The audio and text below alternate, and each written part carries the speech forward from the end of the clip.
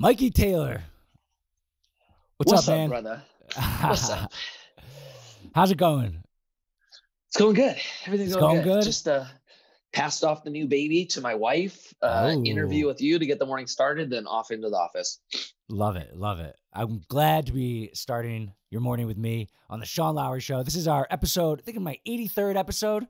And for those of you who don't know who are listening, Mikey Taylor, a former pro skateboarder, which is pretty badass, turned entrepreneur. He's now the president of Commune Capital, a real estate investing firm, has a huge social media presence, coming up on 1 million followers on Instagram. And welcome, man. I'm excited to talk to you. Thank you, brother. Stoked to be here.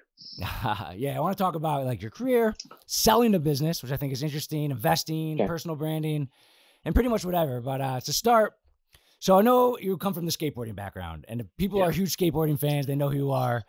I'm actually not like a huge skateboarder. I love playing sports growing up, and I love playing the Tony Hawk video game. That was like I'm sure a lot of people, that's their biggest thing into skateboarding. Yeah. But I've been listening to your story, and like one thing I'm really fascinated about, right, is the professional skateboarding career as far as like making money and stuff like that. So, you know, I always think about like a professional athlete, like an NFL running back. They're 27 and they're like careers behind them. And yeah, they made some good money, but it's interesting that how people make money in professional skateboarding. Yeah. Yeah, it's not. How is it? It's through sponsors, right? Yeah. Yeah. So yeah, we make all our money from sponsors. There's no like skateboarding league that pays us. There's no, there's not really a team. It's just a brand that decides that they can make money off our name, and then they pay us to be able to use that name, essentially. So, and then we do have contests as well. Like if you do well in contests, you can make money, but it's typically first, second, and third make money, and everyone else are just basically get a free ride to be there. And like, are those big prizes? Is there some people out there that aren't worried about their brand, aren't worried about anything with, you know, getting promotions, but they just want to win the contest and make money off that, have a career? Is that a thing? I mean, yeah, it exists, but it's like, there's not that many dudes just trying to win contests without sponsors. Like sponsors are like your income that you can like somewhat rely on. It's coming in every month, you know, like the dude who's like just trying to like, you know, get by and then win one contest, like cover them to the next contest. It's not really a thing in skateboarding. There might be a couple people. Sorry, I'm just getting calls on here. But yeah, it's not that big. Yeah, that's interesting. And dude, honestly, it's, you know, even like first place in some of the bigger contests, it might be, I don't know, what, 50 grand for first, which is like rad. You win one contest, it's 50 grand. But if you win one, which is a hard ask, and then you don't win one for a couple more years, it's not that much. Exactly. You know, that's nothing like winning a PGA tournament or something like that. Those things pay out big. They pay out real big. They could let you stretch another like 5-10 years. Yeah. You could live like a whole life. In skateboarding, is there any other sport that is like that? It seems so unique. Like tennis, golf, all these other individual sports, it's winning. It's super unique. I think probably the one that you could like compare it to the most might be snowboarding. It's on a little bit of a smaller scale, but you know, they, I think somewhat, or for the most part, rely on sponsors, and then contests is like icing on the cake. Surfing is kind of more like what you mentioned. Like some of those dudes just pay their way to like maintain like, you know, the tour position and then try to win some to make money, but not the case with skating. And I think that's because with skateboarding, like contests were never really a thing.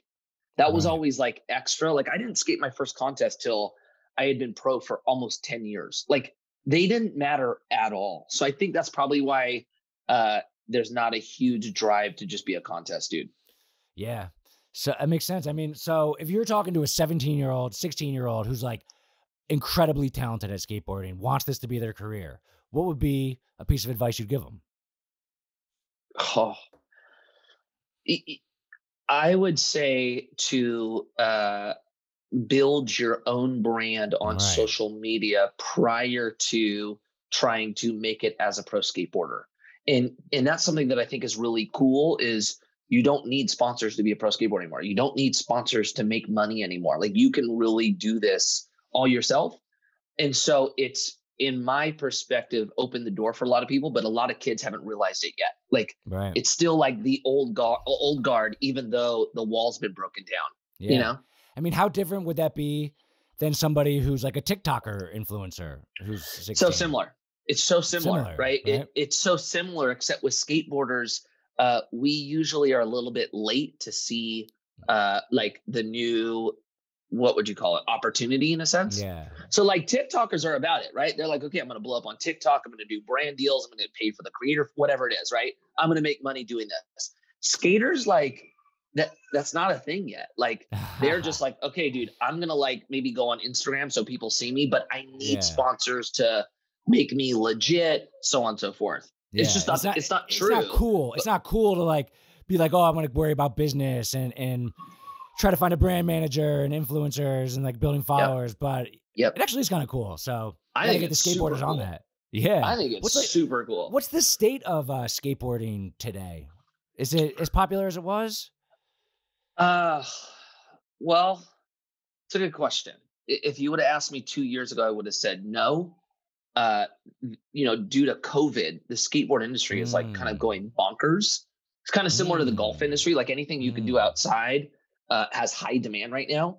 But a lot of the shoe companies are struggling. Like a lot of the big shoe brands are letting go of skaters. So I don't know. I think we're in a transitional kind of moment, but there's a lot of people looking at skateboarding going to the Olympics with the idea that it's going to make the skateboard industry bigger. I'm not totally convinced of that, but there's a lot of money coming into it on that belief. Interesting. Yeah. I wonder if that Tony Hawk video game is still really popular, because I know that was part of the rise of it. Kind of like FIFA helped soccer become popular. The Tony Hawk game is what gave myself like an actual career and the ability to be a pro skateboarder for 10 plus years. Without Tony Hawk Pro Skateboarder, I might have done it for 3 years. So, and there was a new, I think he just released a new one, like a new Tony Hawk Pro Skateboarder. You play video games? Not anymore. Not anymore either. I'm out of time. I'm like completely out of time. Yeah, you're like the cool skateboarding bro, but also you have a family, and no entrepreneur is going to sit around playing video games, right? Not yet. Maybe once you get the business to just like be on cruise control, maybe you have a little bit more time, but I don't have the time right now. Yeah, I feel you. I mean, a good entrepreneur will never have the time because there's always something more valuable. I mean, you know how it goes. It's like you're just trying to keep your head above water the whole time. And it's like to add anything on top of it, you feel like you're going to drown. So no, I can't even think about that. Like it's hard enough just maintaining friendships, I hear you. Yeah, this podcast is like the one extra thing I do, and my office is like right over there.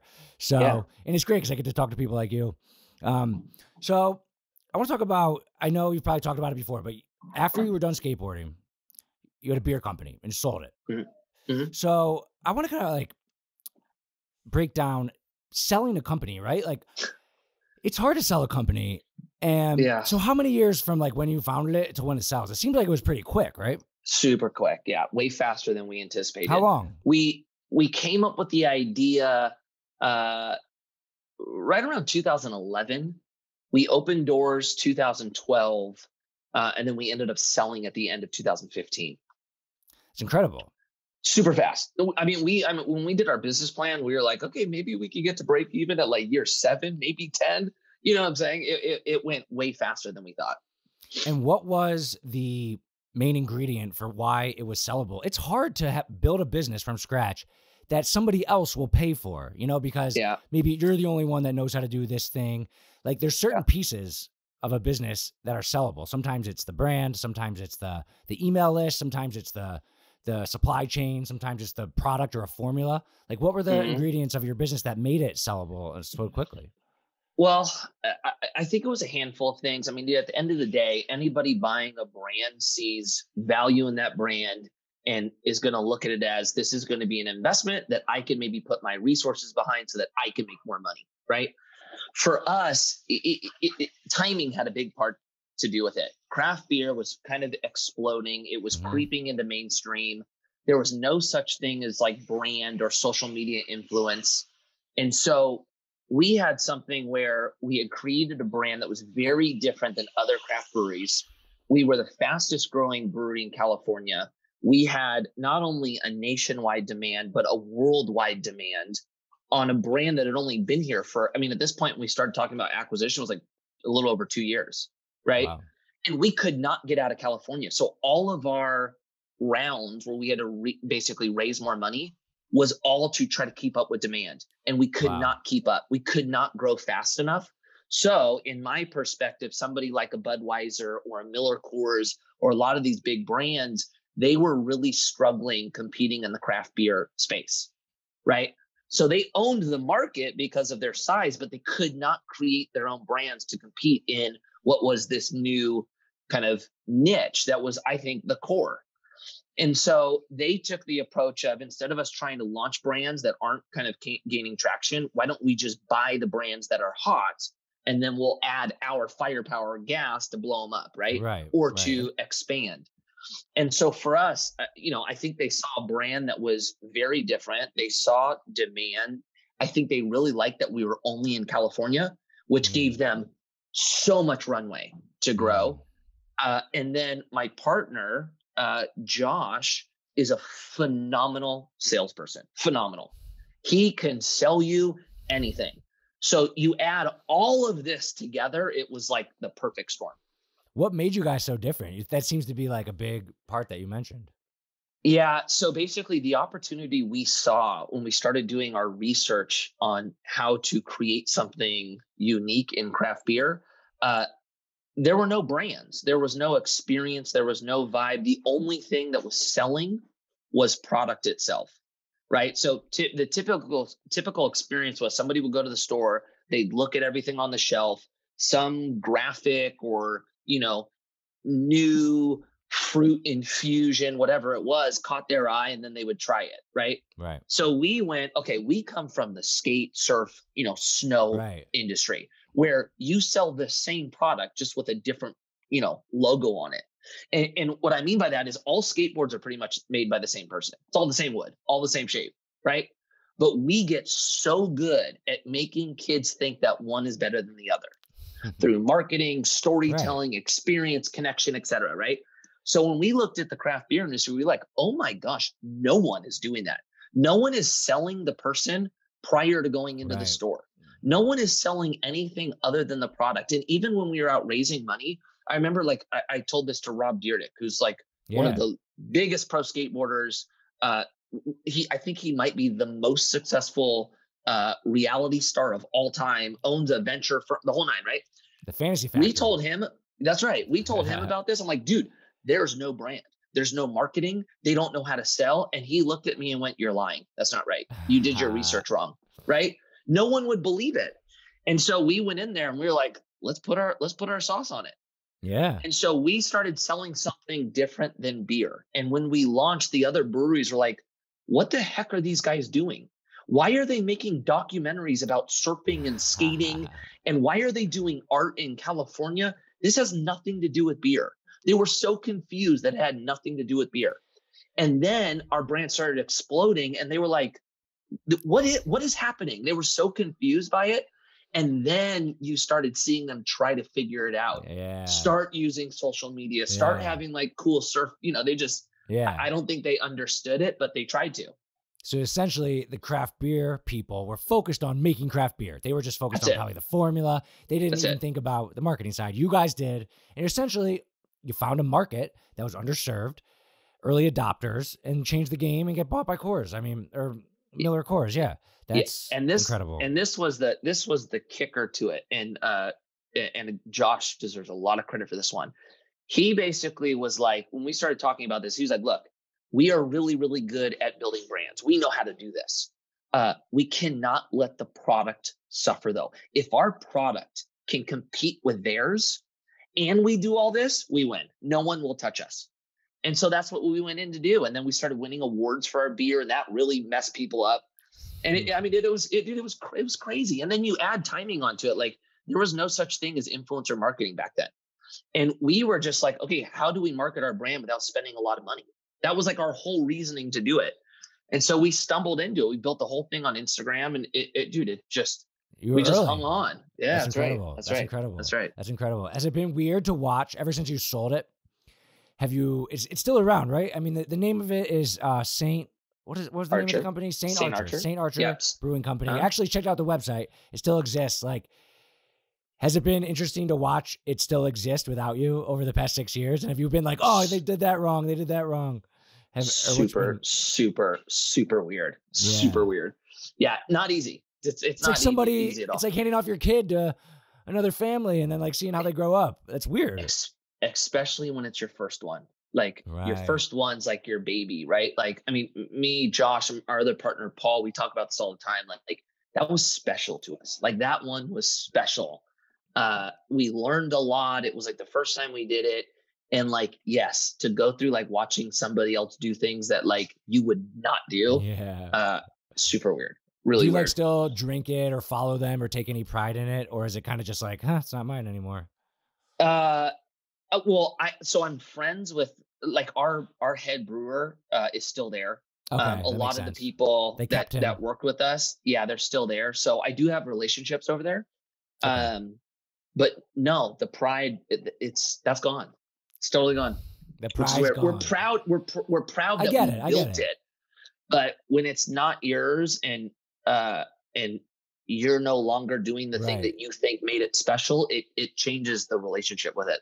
Yeah, that's so interesting. You know? Yeah, I mean, for the people listening, like that is something that is very unique to build a company, how much you love it. And then I was curious what your answer was. And your answer was that it's weird and you don't super weird. You're not rocking it anymore. You still respect it, but yeah. Was there ever a time where you guys were thinking like, we're not going to sell, or it was just too good? Well, we learned early on, this was the first time we had ever had to raise money. And, when you start raising money, you get hit with this question over and over. Right. So how do I make my money? Right. And you have to be able to answer that. And our plan, we had to sell it for investors to make money. Okay. And so from the beginning, we were that was part of our strategy, believe it or not. It was like, okay, we're going to step on the gas. We're going to take over market share. Well, let's get this multiple up. And like, dude, we were not profitable. We were losing money, but having crazy growth. Right. And so we knew it had to happen. We just didn't think it was going to happen that soon. But still a hard decision. Really hard decision. It makes it a little bit easier though when you have investors. Like when you have investors, like we had investors that were friends and family. My parents were involved, my in-laws, my uncle, like close friends of mine. So we had like their money on the line, which, I think all of us kind of put them first. Right. And when you start getting offers and you look at risk and reward, it was like, okay, this is, I can make my mom rich. I can make everyone like, I get it. And like, that's right. Yeah, that's right. I mean, and also by like mid-30s, you already are a successful skateboarder. You already sold a multi-million-dollar beer company, and then you get to go off in the future, and that's fun too. So that's right. That's right. Yeah, different but fun. Yeah. And what you're doing now, I mean, you are into real estate investing. Like, who are the clients for your business? Like big people?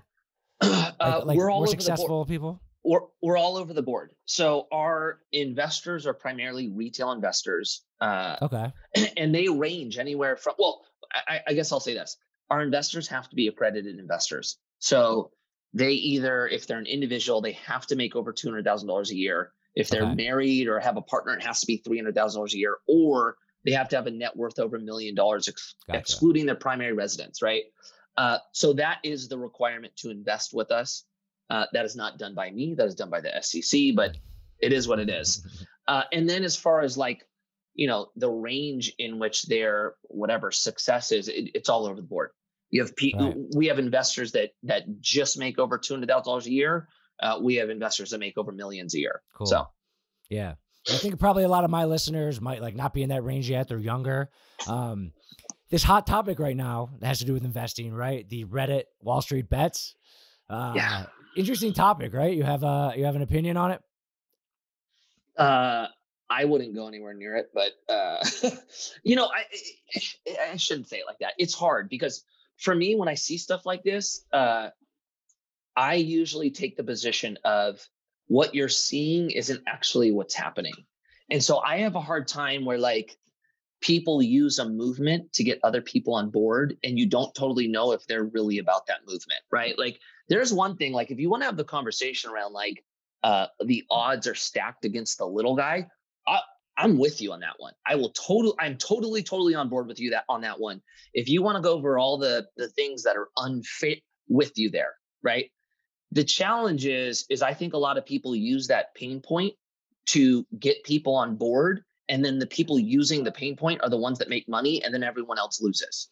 So the person who's basically, yes, dude, I'm getting screwed. I don't have equal opportunity, blah, blah, blah, right?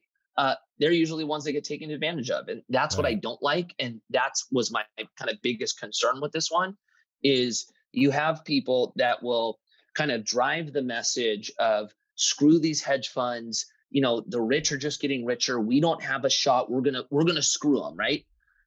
And then what I think people don't realize is those people saying that have bought in before they start marketing the message. Then they put the gas on it. Then everybody gets behind it. Then the price starts going so high that it's not even close to justifiable, right? Then it becomes a Ponzi scheme. Then the only way it starts working is if people keep buying. And the people that originally drove that message, they sell before this thing crashes. And so who's left holding the bag? Yeah. Everyone else that I think is truly on board with the mission. Right, exactly. You know? Yeah. I mean, I think I'm a pretty good investor. I've made some money. Like, I take pride in it. But really, I think the main principle is buy good companies, hold them for a long time. And that's pretty much it. And I think a lot of people are confused about this because they see it's cool. They say all different kinds of people saying, stick it to Wall Street. So like they buy GameStop and they don't really get what they're doing. And then I think like it's not a sustainable investing strategy to try to buy something and then get a bunch of your friends to buy it too. And it goes up. Like you can't just get 40 people and then have to raise the price of a stock. That's right. That's totally right. So, and something you said, which look, I was influenced by Warren Buffett, like value-based investing. That is how I invest, long-term, slow and boring. There's a certain strategy, right? It's boring. The new generation does not share the same viewpoint on investing. And, you know, I think that's truly because of culture. Like our culture just, I think, sets everybody up to fail. And so when you grow up in this environment of, you know, with marketing, you deserve it right now. Everything is instant. Don't wait. You feel it, you do it, right? All of those things will kill your financial goals and kill investing. So then when you introduce something like Robinhood, which in theory is really cool. Like I love the idea of, you know, making things more accessible, bringing costs down. I love that. But you introduce the way our culture markets to kids, then open the floodgates on how to invest. And dude, now you have all these kids who are day traders. And they think it's so cool. They think they're the Wolf of Wall Street. That's exactly right. So, and I think this is the big fundamental change is what I was taught and what I've done is my income is my greatest wealth building tool, being able to control it and then put that money to work. And then investing generates my wealth, right? The new generation, in my perspective, and the change is their income is crap. And they have to use investing to get rich, right? It's a total change in perspective. And I think it's why, like on TikTok, for example, like, dude, I value-based again, right? And I'm going in on these kids day trading. It's like, you guys, you're going to lose your money, right? And the response is, okay, boomer, keep chasing your 10%. I'm out here getting 3,000, right? And you're like, there is a big miscommunication happening right now. And dude, I think it's going to end poorly for a lot of people. Yeah. Like they think they can take $50 and become a millionaire. Like that's never going to happen. Like, especially like, you know, it's like gambling or betting on sports. Like I used to like betting on sports. I don't do it anymore, but if I ever did it, it would just be like, okay, this is for fun. This is not because I'm smart and I know because of the weather, the game. Like if I want to bet on a game and hang out with my friends and enjoy it, it's fun. It's basically money for fun. It's not, I'm not going to pretend like I know who's going to win. The players don't even know who's going to win. Yeah. And then, there's like Dave Portnoy. Preach into the choir here. Yeah. Dave Portnoy, Barstool Sports, great entrepreneur. Really great guy. Built an awesome content business. But he's like day trading like it's cool. And I think that kind of adds to the, and it's funny and it's silly. And but like, I feel like the people who are just on the surface are just like, oh, I guess I should day trade. That's cool, right? And I think that the thing is, like, we're in the world of content creation, right? How can I do things that people want to see? That's going to blow my engagement up, right? And I'm going to make money off that. The problem is, like, yeah, dude, day trading and like betting with like millions, that's entertaining to watch, right? The challenge is you're influencing people that don't totally understand. And now all of a sudden they're throwing what they have at these crazy risky investments as well, right? So, I mean, dude, I think we're seeing the effects of social media and how it could be used for good or used for potential bad. Right. Yeah, makes sense. Another hot topic in this like world is like Bitcoin. Thoughts?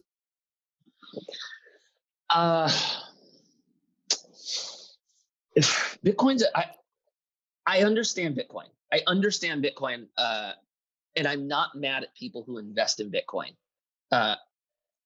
But my perspective of Bitcoin or cryptocurrency is that it's still speculative. And if you understand that it's speculative and you're investing that amount knowing that it could be gone, fine. I'm okay with that.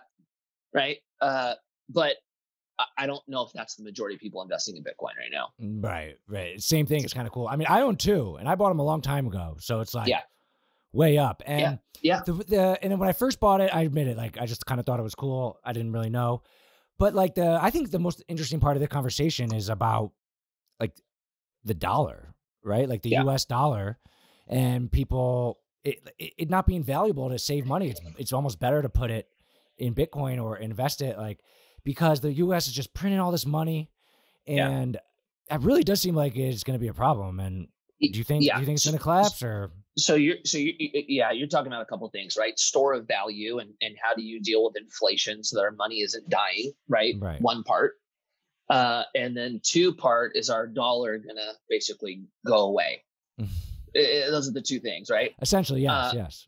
So for store of value, and you know, most people traditionally look at store of value as like something with gold, and then you have Bitcoin, which in theory is the digital representation of gold, right?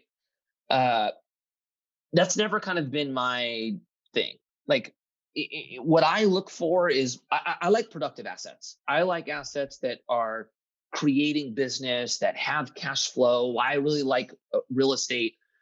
So I've never really been a gold guy. Crypto is a little bit more exciting because I think that technology is the future. But it's more of a speculation because I don't know which one's going to stand and survive everything we're going to see over the next few years, right? As far as the dollar bill, my perspective is the dollar bill will go away and we'll go full digital. I think that's inevitable. What I don't know is, what does that mean? Is that Bitcoin? I don't think so. I think the Fed will come up with some type of Fed coin. They'll have their control over the digital currency. That's something, right? Like, I do not see the government going, okay, crypto's hot. Yep, we'll let the people just have the people's money. They're not going to do that. They want control. So I think our dollar will probably be replaced by some type of coin that the Fed creates and controls. When that's going to be, I don't know. What that's going to mean, I don't know. But how I do it, dude, I put my money in assets that hedge against inflation. That's why I love real estate. It's such a good hedge against inflation, right? Is inflation going to happen? My perspective, yeah, it's going to for sure. Yeah, I just bought like a $3 million building for my business. We're growing out of our spot. And I mean, what do they say about real estate? Like, there's never going to be more land unless we go to Mars, I guess. That's right. And what happens with inflation? Prices go up. That means rent goes up. When rent goes up, that's really good for as far as the valuation of your real estate, the building likes rent going up. Right. That makes sense. Yeah, real estate. And like real estate for someone who's just, for that kid who has $50 and is watching Dave Portnoy, is interested in day trading and maybe wants to buy some Bitcoin, trying to make money on their computer, how would like real estate investing relate to them? Would they want to maybe invest in stocks that do real estate? They probably can't afford to buy a building. So that's right. So with real estate, there is it's hard to, barrier to entry is high, right? Like, you're just getting started. Real estate isn't going to be available for you like that. Like, you could buy, shares of a public REIT. So that might be a way to have some, real estate in your portfolio. But as far as like private real estate, you're typically not going to be there when you first get started, unless you're going to be an active investor, right? So kind of separating the difference between active and passive. Like if you have your career, you're focusing on your career and you're getting money to work, you don't want to like manage anything, you just want to invest. That's a passive investor. And that investor isn't going to look at real estate, until they've got a pretty decent sized portfolio built up.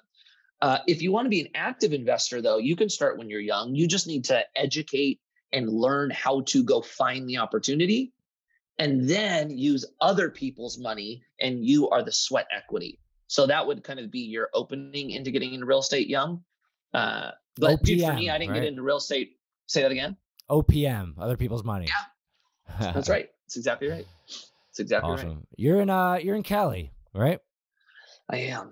Yeah. How's the real estate there? I've had a few people on the podcast who you hear it all the time, just are talking shit on California, how they don't help businesses or entrepreneurs. Any opinion on that? It's hard. It's hard to be a business owner here. It's hard to be an investor here. Is our time limited? Possibly. What's the deal? Like, what's the deal? Why is it like that? It's a beautiful place. It's California. It's like the most amazing climate, beaches, mountains. My perspective is you're correct. The weather's phenomenal. It's beautiful. You still have to run the state like a business. And in my perspective, our business of California is run like shit. It's just run very poorly. And so we're in massive amounts of debt. We don't, that to me is the issue. And when you don't understand how to create a system where your state or your business flourishes, then you're left with everybody basically struggling. Right. So I think it's just a different perspective. Like my perspective is free market. I don't want regulation. I want regulation coming down. I want small government, right? That is not what California believes. California believes high regulation, high taxes, big government, big power. Yeah. And I think the people suffer from that. Right. And I feel like I've heard from other people that they like to play the empathy card a little bit. Like we're helping homeless people. We're helping those who can't afford this and that. And that's great. I mean, you want to be nice, but there's a level, right? And I think California's kind of gone off the rails a little bit. Yeah. You know what? I mean, it's like, it's hard not to get political in that conversation. But my view is 99% of politicians are only concerned with power. That is it. And so they'll use anything to maintain their power. And so now you go into like the first conversation we had about like Reddit. How do you maintain power? You hit the heartstrings and have people be dependent on you, right? So my view has always been, do I want somebody to be dependent or do I want to empower somebody to then be successful on their own, right? If they're dependent on me, I hold more power. Right. Right?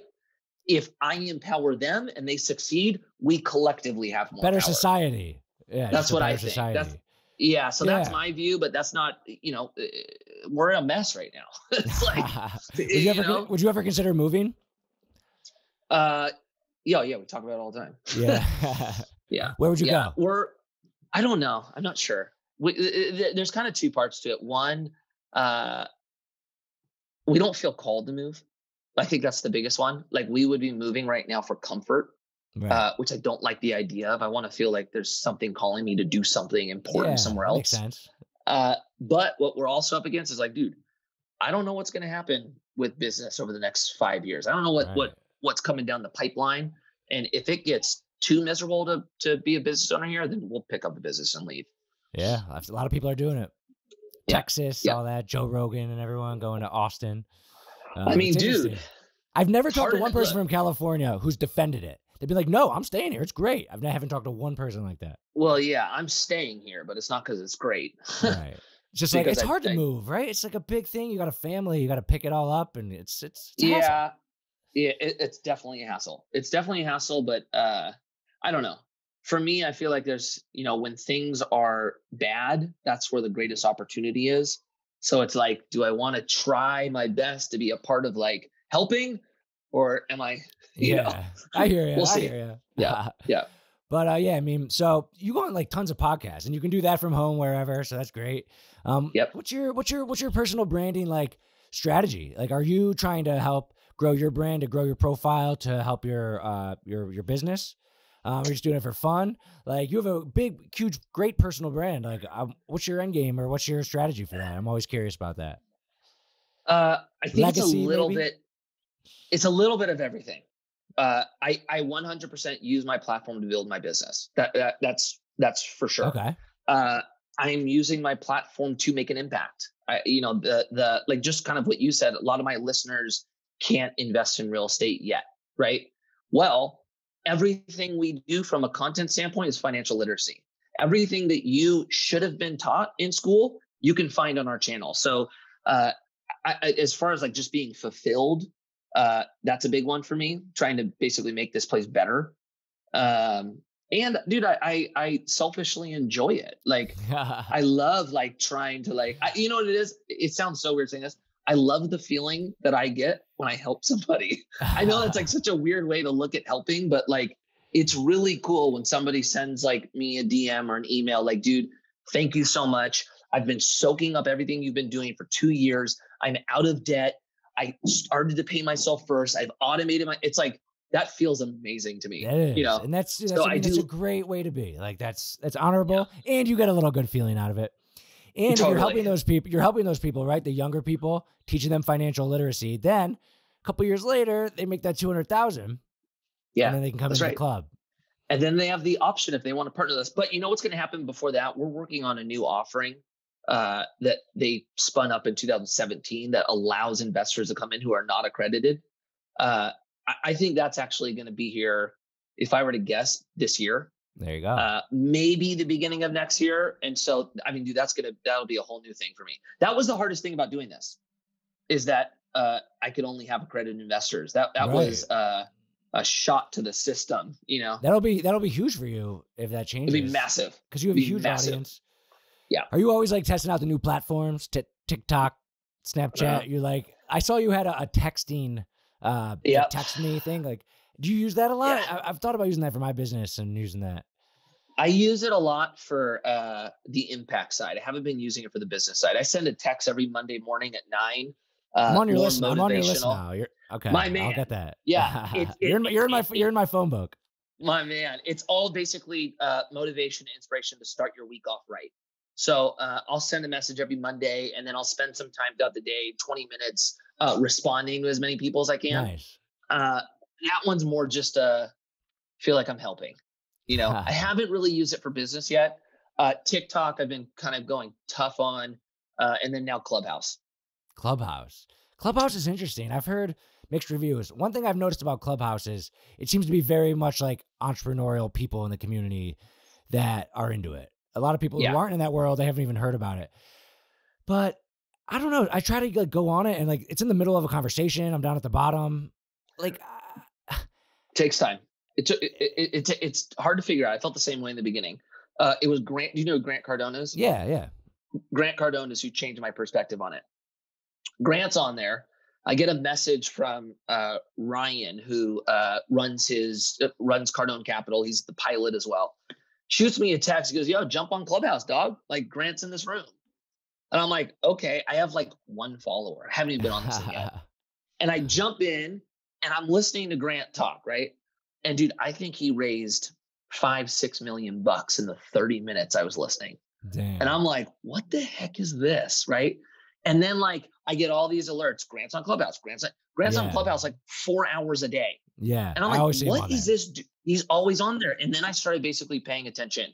And there are so many people on Clubhouse now for hours a day because it's such good lead generation, right? There's so many people. So I was like, okay, crap, maybe I need to participate in this one. So then I started using it. And dude, in the beginning, I was like, I'm at the bottom of the audience. Yeah. How the heck do I make my way up there? And after time, you start basically following people. They start pulling you up. Now, all of a sudden you're in conversations. Then you start starting your own rooms. Yeah. And then it starts becoming pretty cool. Yeah. So like, I feel like to start, you might like call some people that you know or text them and be like, yo, let's all go in Clubhouse at this time. That's kind of what people do, right? Yes, 100%. Okay, so that's you organize it outside of Clubhouse, pick a time, hop on, have a conversation, and then I guess Yep. when you're big enough, have you ever just like got on there, started a chat, and like started talking and see who joined in? Not yet. That's next for me. Is that something you could probably do if you're big enough, right? Yeah. And I'm like Grant signed me in like a month ago. I'm 4 weeks in, right? So I'm pretty small still. But I have enough people I follow and that follow me that when I sign in, there's all these rooms from people I know already started. Right. So that's a different I'm at a different stage now, I guess you could say. But what's also cool is like, dude, there's some really good rooms with a lot of good information. Right. So I've actually found myself going, you know what, I'm going to plug into this one and see what these dudes are talking about, right? It'd almost be like some people listen to a podcast. Instead of listening to a podcast, you just go to Clubhouse.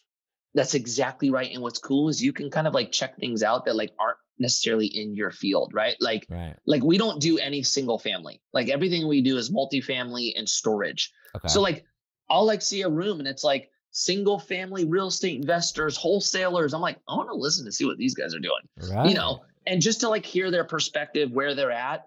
And dude, I don't have to worry about getting pulled up to the stage. I just get to be a fly on the wall. I like that, you know, or like there's like rooms for like coaches, like all these like digital coaches. Not my world at all. Well, I'll jump in here. I want to see what these guys are doing. How are they doing this? Maybe there's ideas that they do that I could introduce into my world, you know? Okay. Yeah. I have yet to like just tune in when I would be listening to a podcast that I like to listen to, Joe Rogan or something like that. So that's the experience from like the listener. And I'm sure there's tons of people who just do that, just want to go in and listen. And that's the cool part about it. So that's right. All right. So, yeah, it doesn't seem like Clubhouse is going away. Like it shot up out of nowhere, and I can't believe how popular it is. They're gonna get bought for sure. And there's no like likes or comments or anything like that, which is interesting. Nope. There's followers. Yep. But that's cool. I'm into it. I think it's a good platform. Okay.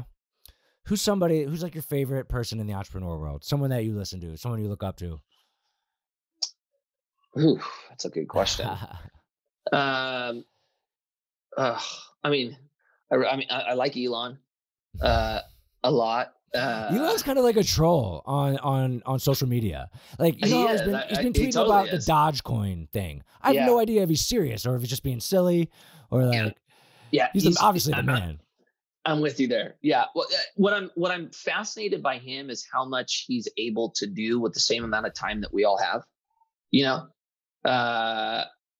So I like him. Like, dude, I'm a Kiyosaki fan. I grew up on Rich Dad Poor Dad. Ray Dalio, of course. Like, I read his book. His book was awesome. I would say from an entrepreneurial standpoint, that's a really good question. I think I have them at different levels. Like I've got like a couple people like in my life, entrepreneurs that like have been big influences for me. And then like kind of the mainstream world. Yeah, it's probably the handful of those. Right. Yeah. Yeah. Do you listen to like a lot of podcasts and audio books and knowledge-based stuff, or do you feel like you're past it a little bit? No, I'm not past it. I just go on waves. Like I'll go 4 months where it's all about podcasts. And then I'll go 4 months. It's all about Audible or listening to books. And then I'll go 3 months and I'm like, seem to be just like listening to music. It's really kind of a wave for me. But right now, Clubhouse has taken over what was the podcast. Really? Like I was listening to a lot of podcasts over the last 6 months, and Clubhouse has kind of taken that space lately. That's been like, but I'm going to do this I'm going to do this new challenge though, where, the 75-day challenge thing. You heard of that? Andy Pacelli's thing. One of my buddies just asked me to do it. It's like 75 days. You have to work out twice a day for 45 minutes. You have to read 10 pages a day of like some type of like business or like mindset book. You got to be on a diet. It could be any diet, but a diet for 75 days. You got to drink a gallon of water. And so I'm going to do that. And I'm going to map out it's about 3 books. I'm going to map out my 3 books for that. Yeah. That's exciting. So I'll get back on the book scene. A little incentive. And do you post about it every day or something like that?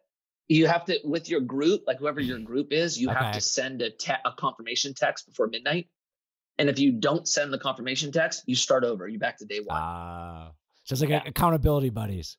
Yeah. So I'm going to do that. And what I've heard is it's just mentally tough. Right. I mean, some days you're probably busy. You got kids. Like some days you might get distracted. I mean, 10 pages seems doable, right? You just got to make the time. That's right. Love it, yep, man. that's right. That's right. All right. So kind of wrap it up with, if you could make one bold prediction about the world. Now, you can, on this podcast, I mean, you look like a genius if you're right, so you can like be risky with it. But like just any future, like kind of technology, like what is a bold prediction that you make about the future? Okay, you ready? I'm ready. You ready? We're going to have one world government. Ooh. We'll have one world religion. Ooh. Currency is going to be digital. There's going to be a mark that allows you to trade, travel, be a part of society. And what can I add on top of that? Will we have chips? And we're going to I don't know if we're going to have chips. I think we're going to have a mark. Okay, right hand or forehead. Okay. Yeah. Forehead. Yeah. Yeah. Have you are they doing that at your guys' businesses yet, where you got to do the temperature check on your forehead? We don't do it. We're pretty loose about it. Like, everyone has their own personal choice about wearing a mask and all that. Every business, I'm California, right? It's every business. It's head thermometer or whatever. That's the only beginning, baby. That's my prediction. I go to the gym every morning and they do that. They hit me with it. I feel like they don't. I feel like they don't even look at the temperature. They're just like, you're good, but it's the rule that they put in place. Oh, like that. That's my prediction. All right. Prediction locked in. One world government. Okay. Would that be one good? World government? Would that be good thing?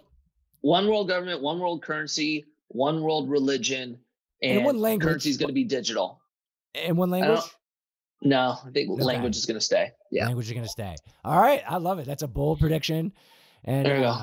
Whew, I don't know if that would be good, but that would be the world currency. One world. Good. I think any type of. I'm not a globalist. That's something. Yeah. I think you have to have something that separates you from one another. It'd be fun to run for president of the world. It'd be like so different. Yeah, I don't know. Shit, I don't what would campaigning look like for that? It's hard enough being the president of a business, man, let alone the state or the nation of the world. Hell yeah. Dude, I mean, you're the man. Any other parting words, parting thoughts? Like, you're just going to keep pushing, keep rolling, keep doing your thing? Where do we see Mikey Taylor? Yeah. Check you out on Clubhouse? Clubhouse, TikTok. Look, okay. The realest version of me will be on Clubhouse because you're just talking, right? And then it goes TikTok. TikTok's a pretty raw format. And then it's like Instagram and all the rest. So you can pick. You want the real me? You start with Clubhouse. You want a little watered down version? Pick your platform beyond that. Love it. And people can just find you everywhere. Mikey Taylor, you're not hard to find, right? Pretty easy to find now. I love it. All right, man. Keep doing what you're doing. I am looking forward to my Monday morning motivational text. And dude, you're the man. You're the man. Three things, from skateboarding to your business to now your other business. And I'm excited to see where you go in the future. Thank you, brother. I appreciate it. All right, dude. You're the man. Peace out. Boom.